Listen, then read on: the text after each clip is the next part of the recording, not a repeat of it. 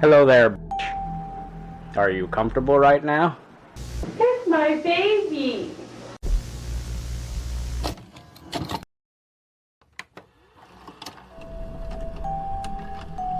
Hay toda clase de asesinos, los que solamente matan, los que torturan, los que abusan, los que violan, y están los que filman. David Parker Ray, también conocido como el asesino de la caja de juguetes, es uno de los sádicos abusadores más trastornados psicológicamente que se incluyen en esta lista. David era un asesino, secuestrador y violador en serie de los Estados Unidos. Él y su novia Cindy Handy secuestrarían a mujeres en el área de Albuquerque y las llevarían a su remolque de $100.000 que David llamó su caja de juguetes. Este estaba equipado con docenas de dispositivos para atrapar, abusar y torturar a muchas de sus víctimas. Aunque solo se han identificado un puñado, los diarios llevados por David sugieren que pueden saltar desde los años 60. Una vez secuestrada, cada mujer al despertar se ponía una grabadora que él mismo dejó. Esta grabación es un archivo de audio de aproximadamente 17 minutos de puro horror psicológico. Solo pondré un fragmento que se pueda para que tengan una idea de lo aterrador. Sin embargo, se advierte que la grabación completa se sumerge en la tortura muy descriptiva que David llevó a estas mujeres a soportar. Un breve segmento. Hello there, bitch. Are you comfortable right now? I doubt it. Wrists and ankles chained, gagged, probably blindfolded. You are disoriented and scared too, I would imagine. Perfectly normal under the circumstances. Now, you are obviously here against your will. Totally helpless. Don't know where you're at. Don't know what's going to happen to you. You're very scared or very pissed off. I'm sure that you've already tried to get your wrists and ankles loose. No, you can't. Now you're just waiting to see what's going to happen next. You probably think you're going to be raped, and you're sure right about that. Our primary interest is in what you've got between your legs. You'll be raped thoroughly and repeatedly because, basically, you've been snatched and brought here for us to train and use as a sex slave. Similar a Leonard, David encontró alegría al ver a estas mujeres sumergirse lentamente en la locura al enfrentar la realidad de lo que ahora se había convertido en su vida.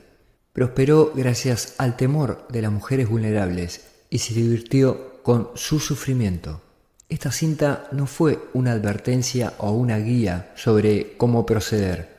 Esta fue una herramienta del mal que David hizo a cada una de sus víctimas. Un día, una víctima llamada Cynthia Vigil sería secuestrada y torturada durante varios días. En una noche en la que David estaba afuera, Cindy accidentalmente dejó las llaves de las esposas de Cynthia en la caja de juguetes. Cynthia rápidamente desbloqueó las cadenas y cuando Cindy se dio cuenta y saltó para intervenir, Cynthia le clavó un picahielos en el cuello y escapó de su prisión. Encontró seguridad y rápidamente alertó a las autoridades de lo que estaba pasando. Esto condujo al arresto inmediato de David, así como de su mujer Cindy. Muchas mujeres se presentaron afirmando haber sido secuestradas por ellos. Es muy alarmante cuando te das cuenta que varias mujeres alertaron a las autoridades de lo que sucedió. Sin embargo, muchas de sus historias no fueron tomadas en serio y no se investigaron. Lo que te hace pensar es que si alguno de los policías era cómplice de todo esto. David fue sentenciado a 200 años de prisión, pero murió de un ataque al corazón en 2002.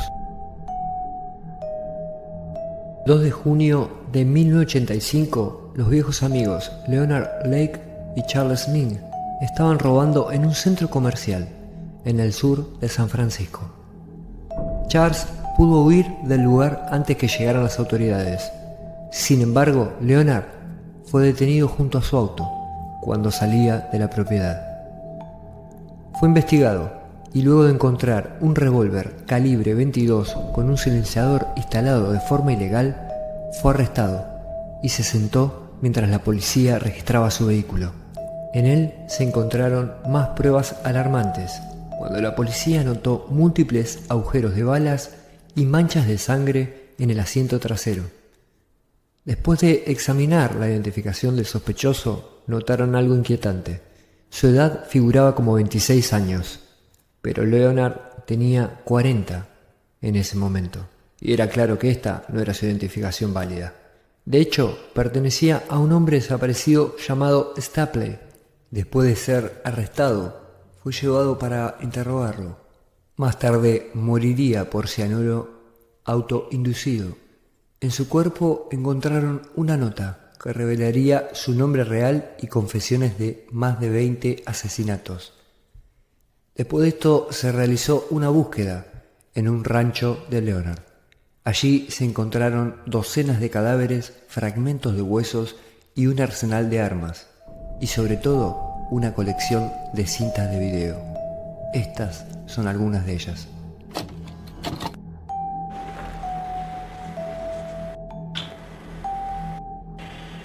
Good evening. It's a Sunday in October, 22nd, 23rd, something like that. Very close to my 38th birthday. And I'm starting this tape without script or without any real organization of what I want to say. But I do feel I need to explain. Please cooperate with this. We'll be as nice as we can to you within the limits of keeping you prisoner. If you don't go along with this, we'll probably take you into bed, tie you down. Ella es Kathleen Allen, una de las víctimas de Leonard y Charles, que aparece en una entrevista típica, estilo película, que Leonard usaría con la mayoría de sus víctimas. Podría parecer una entrevista normal, nadie gritaba ni lloraba. Sin embargo, no parece que haya alguien allí en contra de su voluntad. A medida que escuchas más de cerca, comienzas a comprender lo inquietante que se vuelven estas cintas. You'll wash first, you'll clean first, cook first, you'll cook first. That's your choice in a nutshell. It's not much of a choice. Unless you've got debt. Leonard explica con mucha calma cómo planea abusar de Kathleen, tanto física como sexualmente, no por ninguna razón en particular, solo para su propio disfrute enfermizo.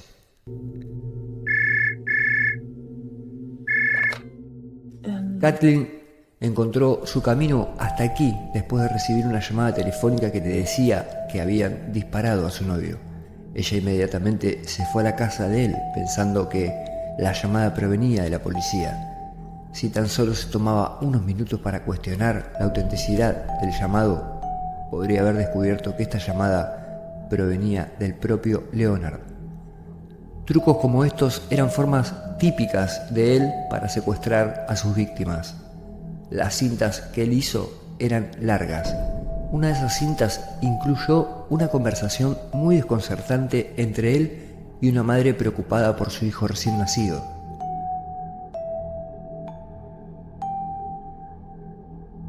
Probably not. Why are you doing this? Because we hate you. Ella es Brenda O'Connor, la vecina de Leonard, quien fue secuestrada con su esposo y su hijo. Esta es su cinta. Baby is going to be taken away. Excuse me. I'm going to be taken away. There's a family down in Fresno that doesn't have a baby. You're not taking my baby. Son and the baby's dead, right? I mean, they got one now. That's my baby. Aunque Leonard ahora estaba muerto, la policía siguió buscando a Charles hasta que un día, casi un año después, se informó de su paradero en Canadá. Lo encontraron robando una tienda una vez más, y se contactó a los oficiales canadienses para informar sobre el fugitivo.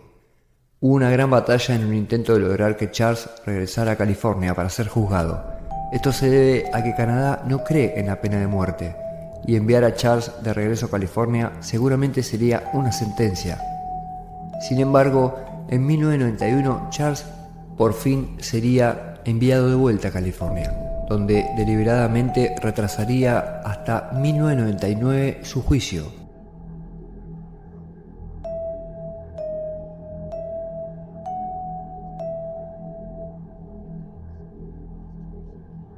Solo entonces, finalmente, subiría al estrado y enfrentaría las consecuencias de sus acciones. Fue sentenciado a la pena de muerte y hasta el día de hoy espera en el corredor para recibir su pena final. Antes de continuar con la cinta de los asesinos, te pido que te suscribas y le des like. Continuamos. En la mañana del 20 de septiembre de 1988, la madre Patty Doll y su hijastra Tara Calico, de 19 años, fueron a dar un paseo en bicicleta por un sendero en el condado de Valencia, Nuevo México. Este paseo en bicicleta era habitual para las dos, por lo que no era raro que el dúo se separara al ir a diferentes velocidades. Durante este viaje, Patty se ponía un poco cautelosa. Sentía que alguien la estuviera observando en las afueras del camino. Comenzó a preocuparse y se detuvo a esperar a su hija. Sin embargo, a medida que pasaban los minutos, la comprensión de lo que estaba sucediendo se haría aún más evidente. Tara estaba desaparecida. Se informó de su desaparición y no se encontró nada hasta 10 meses después, cuando en julio de 1989 se encontró una fotografía inquietante en una parada de camiones. Esta chica se parecía mucho a Tara y estaba junto a un niño no identificado,